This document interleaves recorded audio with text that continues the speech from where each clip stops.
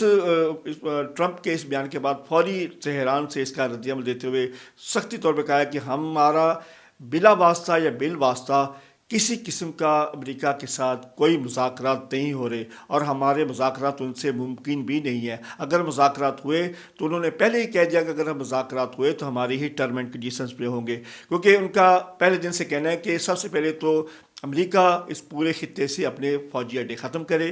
دوسرا ہمارا جو انفراسٹرکچر کا نقصان ہوا ہے اس کا نقصان پورا کرے، اور ساتھ ساتھ جو جانیں ضائع ہوئی ہیں ان کا جو معاوضہ دے، اور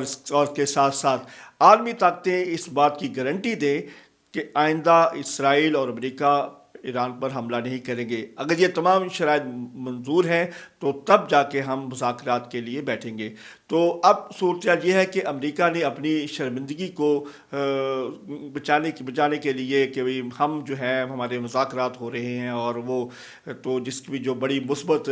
پیش رفت ہو رہی ہے، ہم اہم نکات پر اتفاق کر چکے ہیں، تو اس کے لیے جو ہے ہم اس کو وقت دے رہے ہیں۔